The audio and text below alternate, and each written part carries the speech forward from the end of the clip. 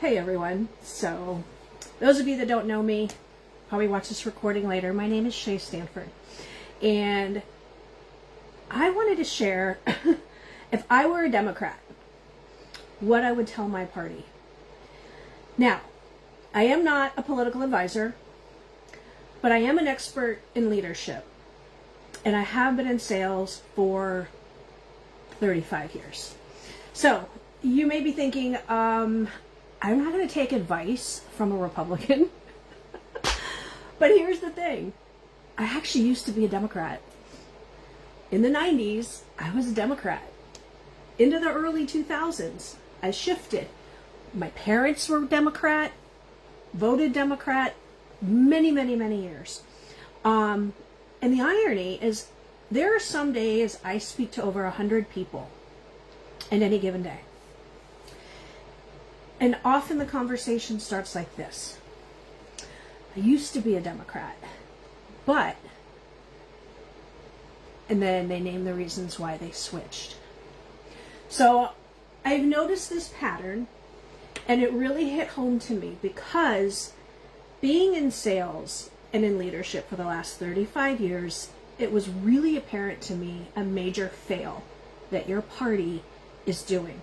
And I come in peace, and I come with hopes that you see this and you level up. So, specific to the address to Congress the other night, why this message is important for you is because there's a lot of people that don't follow politics. They don't care about politics. But it was events like Tuesday night that they're going to tune into just that maybe one time a year for events like this. And you all as a party, both parties, need to attract people to grow. If you don't attract people, you're not going to grow. And you definitely don't want to lose people. Tuesday night was your chance to really attract people and show people what your Congress, your party was all about. And you absolutely blew it. I don't have to tell you that. Any reasonable person can see that for themselves. Our nationally televised government is a stage. Imagine if you had asked, and I thought this having 3 kids of my own, but imagine if you had asked a middle school civics class as an assignment to watch our U.S. Congress and take notes on what they saw Tuesday night for a discussion. This is our next generation, our Generation Alpha coming through. What kind of notes do you think they would have taken based on what they saw? What would they have seen displayed from each individual party? What do you think they would have been inspired by? What do you think they would have respected? Look, I'm not getting into the details of what happened because at this point we all know the details. But I will tell you this. Whether you're a parent, a teacher, or a politician, perception matters. How people perceive you matters. And when you're in Congress, you're on the world stage. So my whole point in coming on here to share this is this. If you're part of the Democratic Party, you are not going to attract any new, worthwhile, keyword, or intelligent people to your party acting the way you did on Tuesday night. You're going to continue to lose people. Lose people like the hundreds of people I sometimes talk to a day saying, I used to be a Democrat, but lose people like RFK Jr., Tulsi Gabbard, Elon Musk, Jillian Michaels. Those are just to name a few. Quality people. You're losing because of your behavior. These people have said no more. I don't want to be associated with this party. And correct me if I'm wrong, make some comments below, but what people have gone the other way, that have switched from the Republican Party and moved over to the Democrat? Enlighten me. So, it's a simple law of attraction, right? So think of that girl in high school, and she has a bad reputation. She complains all the time that all guys are jerks, and she gets drunk, she dresses trashy, she yells, shows disrespect, sleeps around. And so what type of guy, what kind of person do you think she's going to attract to her life? It's going to become a self-fulfilling prophecy that she attracts crappy people because she doesn't respect herself or her position to attract the right kind of people. So the only people you all are going to attract are the kind of folks that thrive off of that circus that you all portrayed on Tuesday night. And you're going to attract the kind of people that want the drama, that thrive off of how you all reacted about Tuesday night. And I really don't think that those are the kinds of people that you want, because nobody's going to respect that. So I am an expert in leadership. And I'm going to tell you, you're going to attract more of what you guys keep pumping out there. And that's why your party will continue to shrink, because you're not inspiring the best and the brightest. You're going to repel them. Now, you're probably asking, Shay, why are you even sharing this? You're helping the enemy. Number one, I'm for America. Through and through. My husband's from England. I was born in Belize. I truly believe America is the greatest country on earth. I believe a rising tide lifts all ships. I believe competition is good, and we will all win as a result of it. I want that middle school civics student to be inspired and be proud of our country. I want the world to be inspired and proud of our country. Number two, y'all keep blowing it. You can't help yourselves. Like, true leadership would be to say, yeah, we really messed that one up. We blew it. We look like a total circus. We look like a disgrace. We need to stop blaming. We need to level up. We really, as a party, need to level up. But you don't. When I plugged into the news on Wednesday, and I read your media, and I watched your media, and listened to the podcast, you know what it was? It wasn't leveling up. You doubled down. Here's your problem. All I heard were excuses to why you behaved the way you did. Trump is a liar. He used that little boy for attention. Ugh. Number two, all I heard and the way you presented yourselves was anger, and just bitterness. That's not inspiring. People laugh at that.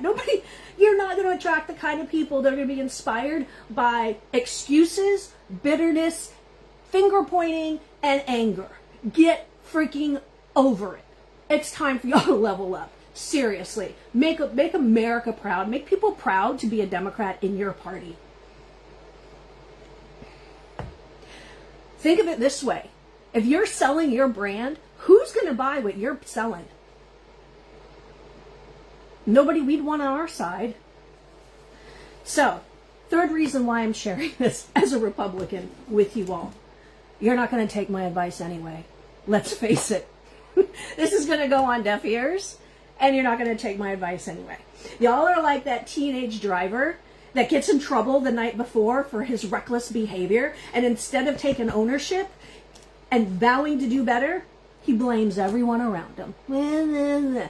Like, everybody's tired of it. I love what John Fetterman said the other day. Like, y'all are the car horn that keeps going off that people just stop listening to. Y'all are destructive. You're so toxic, and you can't even see it. Like, we need to do better than this. Y'all need to get your crap together and do better than this. Because reasonable people, self-aware people, see this. Do you really think you're going to attract respectable, pragmatic, and intelligent kind of leaders that you need in your party, acting the way y'all did Tuesday night? Look, if y'all don't want your party to continue to shrivel up like corpses in a dumpster fire, y'all need to lead and behave in a way that you want to attract more of. which I sincerely don't have high hopes of you all doing. So, one last thing I really wanted to get off my heart, because it's about those guests that were there on Tuesday night. And I'm guessing most of your party did not watch any of the Trump rallies for the last 2 years, because you would have known who those people were. We knew who they were. You know why? Because Trump would bring them on stage and he would have them share their story of their daughter getting murdered, of what happened in a sports event, about the woman's son being in Russia. We know those people because Trump brought them on stage in his rallies for the last 2 years and made a freaking promise on television and to everyone around him, looking them in the eye, saying, I will do right by you. I will make this right. And he promised them on national TV he would do right by them. We all knew who they were. You all had no idea because you didn't bother to watch any of the rallies. So you know what? When he, within 40 days of his administration being in charge, had all of them there and shared their stories, he earned the right to share their stories. Because you know what? He, to the best of his ability, righted every wrong that the last administration had caused those poor people. He earned the right.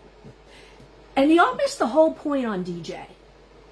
He wasn't about showboating a cancer patient around. If y'all listened, what he said is about, it was his segue into edifying Robert Kennedy Jr. about the rates of cancer, pediatric cancer going through the roof, unprecedented pediatric cancer. And that, thank goodness, someone like Robert Kennedy Jr. is in charge to find, his words exactly, the root of toxic things in our environment and in our food so that we can find out and save more kids' lives. Did y'all miss that point? Because y'all just sat there. So I wanted to bring that and pull that together because that was really just disgusting. And that was the best you guys could come up with after the dumpster fire you all portrayed your party as. So, I did want to say that because Donald Trump earned the right to bring those guests there and share those stories because he did what he could and he fulfilled his campaign promises to them that he made publicly. Lastly, by the way, if you have not watched the Joe Rogan podcast with Elon Musk that was released just a few days ago, I strongly recommend you do. It's absolutely brilliant. That's all I have to say. I think it's time y'all rise up. Competition is good. Rising tide lifts all boats. Y'all need to do better. Who's going to lead? Let me know your thoughts. Thank you for listening.